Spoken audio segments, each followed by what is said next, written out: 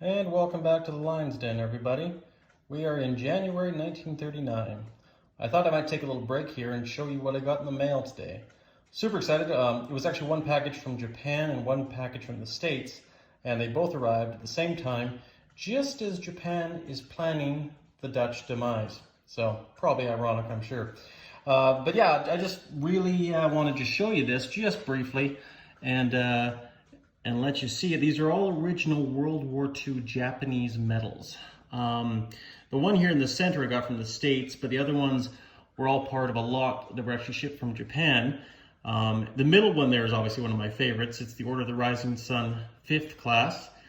This is a sacred treasure. I believe this was a medal awarded to Japanese who fought in China and Manchuria.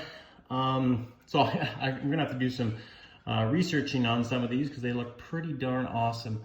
I just came my way, you know, I put a bid in and it worked out. So yeah, and I didn't pay much for them. So that is also a big win for me too. This is kind of another one of my hobbies, just collecting World War II authentic medals, memorabilia and stuff like that, just to try to preserve a bit of the past. But yeah, I figured I'd show you that as I go about and show you the rest of the map of what's going on in the last 3 turns that we played on Sunday. And this is where we're at currently in the Pacific. The Japanese had a horrible Dutch pancake event.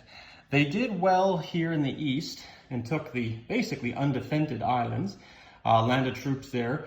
And that was last turn in July of 38, but now we're in January 39, and you can see the Japanese are mad and they're coming back with a vengeance. I lost, I think, a destroyer, a sub, a few other ships, I think a plane as well, and about, I think, 4 or 5 men. Yeah, it was probably an entire turn's worth of Japanese resources just went up smoke there. But it is what it is. Sometimes the dice don't roll your way. But you can see here, we're not taking any chances. The Japanese are coming back and pretty much got everything licked for this. So we'll see. Hopefully they're victorious this time. Because if they don't, I don't know what we're going to be doing here. Because luckily, we're still not at war with Britain. And we're still not at war with Anzac or the States for that matter. The Americans already rolled for that penalty, which was, I think, 7. They rolled, so they went up 7 for their income. But yeah, if I can pull this off, that would be great. But because I failed miserably in this campaign, my Italian troops felt bad for me, and they went berserk in the Mediterranean. It was just a chance. Madman Dan had left his Mediterranean fleet and brought it outside into the Red Sea, and I thought, you know what, now's no better time than early in the war, but I figured Egypt was relatively undefended, Eastern Egypt. It had a plane and I think maybe a man or so, so I just brought everything I could, brought my Western forces in Cyrenaica, and just went into Western Egypt, took it. The amphibious assault with my mountain infantry in Cairo was very fortunate. I also took a transport too because I was available and landed a guy on Cyprus. But of course you can't see him right now because all the German ships that were in the Mediterranean landed troops in Syria. And because of that, Iraq said, hey, I'll join you. And we were able to align them. So now you can see the only real British force in the Middle East is this little guy in Transjordan. So he's being sandwiched between the Nazis and the Italians. So that is interesting. Further south here, the Abyssinian War just went downhill, but I decided, you know what, I might as well make the best of it. So I decided to break out there, send some troops south and some troops north into Nubia, take those 2 territories away from the British, cause some concerns, but I also had some ships trapped in the Red Sea too. So I brought them down here. We sunk a British destroyer. You can see here there's 2 Italian ships, 1 German sub, and 1 British destroyer here. So we'll have to see what happens down here, but this is also another point of interest that I'm interested in. We'll just take a break here and go over here and see what's developed here. The Americans have been doing some mighty good influencing here. They took Brazil, they were able to take Mexico, Central America as well. So now they pretty much own all of North America except for Canada. But the Russians got lucky. They rolled a 1 and tried to do a Soviet coup, and they did, and they got it for Argentina. Lucky guy. Axis powers have not been very successful down here in South America. Maybe that's a good thing. Maybe they should stay away. We'll see what happens here. But obviously Russia got a battleship and a few other good stuff. But you might notice now too, some of the French fleet has disappeared, because this is all what remains of the French fleet. These are actually free French ships. Germany was able to snag a few items here. They've got a submarine and also a cruiser when Germany decided to do this, invade France. As soon as they saw what the Italians did, they were inspired and they marched troops into France. What they did is they had 2 army groups. You see Rundstedt's Army Group 7th and Klein's Army Group 4. He went through Belgium.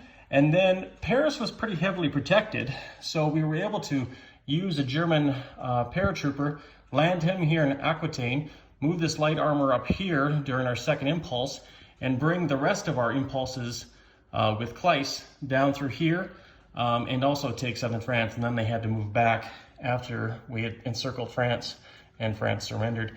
The devastating thing for the German army was Rundstedt's 7th Army attacked the Maginot line and were decimated. Everyone was wiped out. Not one survivor. About 5 or 6 units, I think, were in that campaign. So that was definitely a big blow on my part. I probably should have done things a bit differently, but I was feeling a bit confident since my unfortunate battle trying to defeat the Dutch with the Japanese. But yeah, you can see here the Mediterranean currently right now is an Axis lake.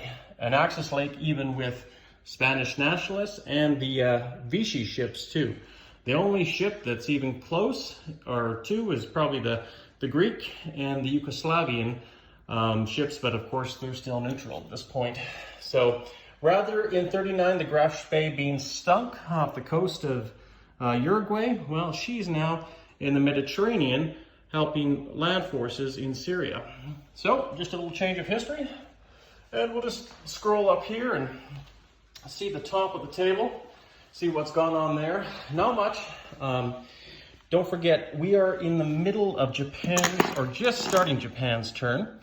And so it'll be a little bit before we get there to finish this full turn. But because the Germans declared war on Britain and France, these poles will be activated as soon as Britain takes, and these will all become British. So interesting there too as well. So you know what, it's a different way of doing it. I probably should have waited one more turn and developed a few more forces to attack them, but you know what, I wanted to make an early move and see what happens. So we'll see how it goes. But you can see now the German swastika flag flies from Berlin to Paris, Austria, Prague, and even all the way to Baghdad currently right now. So, and Italy's dream, or sorry, Mussolini's dream of riding a white charger into Cairo has been fulfilled for now, until we'll see if the British have aspirations on taking it back, or perhaps the Russians, which could be a very big sleeping bear since they were able to take Turkey. They were able to get 4 influences and ended up taking them. So we'll see what happens with the Turks, because you can see here, the Russians are on their own little mischievous campaigns, and it looks like probably next turn they're going to try to attack southern Iran, or at least northern Iran, maybe even stop the Germans from pursuing that way. But we'll see. We'll play it by ear. Still, the Russians are still fairly weak because they haven't had much for an income right now.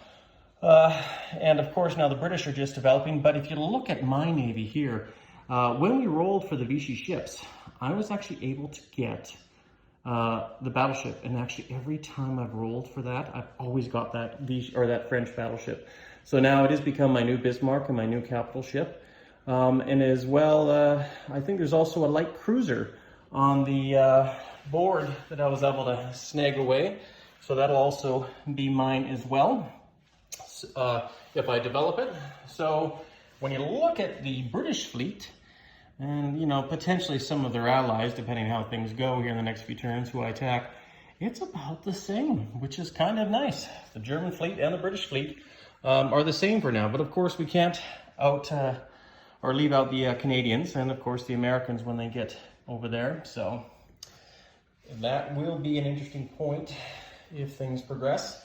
Here you can see not much happened here. There was one border skirmish, but the Japanese were able to counterattack and kill off one Soviet troop. So that worked out for them as well. But just if you're curious how Vichy and Free France all rolled, well, it's all broken out into sections, and you roll these sections.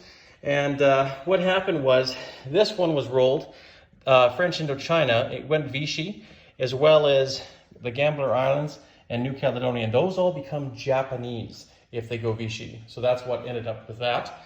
Over here, also, the Vichy were able to snag this area down here and able to get Madagascar, as well as this area here in French Somaliland. So this is where Abyssinia, since the Abyssinians won, that became Free French. And also they were able to snag most of Central Africa, but the Vichy snagged Western Africa, which wasn't worth much. Here, the important one, the Vichy were able to get up here in northern Algiers, and Morocco went Free French, and Tunisia. I'm not too worried about Tunisia. I would have liked if Morocco went Vichy. I think that would have helped me out better. But Tunisia, I should be able to hopefully maybe move a guy in there and take it, because the British don't really have much to go on right now with moving troops in there until they start coming down here into the Mediterranean. So, and they still can since they own Gibraltar. But that being said, their capital is Cameroon, and or the Free French is capital's Cameroon. And over here, Saint Pierre and Miquelon became Free French, as well as French Ghana. And Syria did not go anything, because I actually attacked Syria when I attacked France. And I wanted to attack Syria first, because if I could take that and not go Vichy or go anything else, I could take Iraq. And that was worth an extra $3 to me. And also it just gives me a better position to help out my Italian allies down here. But obviously, and the good thing about it, I'm right now, even though I wish we had Turkey, that would have been just the icing on the cake. Unfortunately, it's Russian, so I got to be really worried about my Russian comrades here. And unfortunately, I moved a little bit too quick, so I couldn't sign the Molotov-Ribbentrop Pact. But if Russia wants to win this war, they have to do some of their own aggression. So they're going to be looking at places like this, moving on in areas, maybe even Mongolia, other neutral countries, who knows. But Eastern Europe might also be in their crosshairs. So long game ahead of us, but we'll see how it ends out. Anyways, I just wanted to give you a brief summary of what happened here in January 1939. We are in the middle of January 39, or just starting it, because Japan's turn is just about to move. I just wanted to show you guys where it is.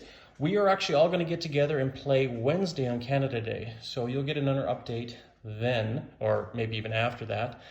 But yeah, guys, hopefully you enjoyed this video, and hopefully we will see if the Axis can change history. This is Panzer King here in the Lion's Den, giving you a special moment just to enjoy these medals one last time. And take care, everyone. We will see you and have a happy Canada Day. Hanno ostacolato la marcia e spesso insidiato l'esistenza medesima del popolo italiano.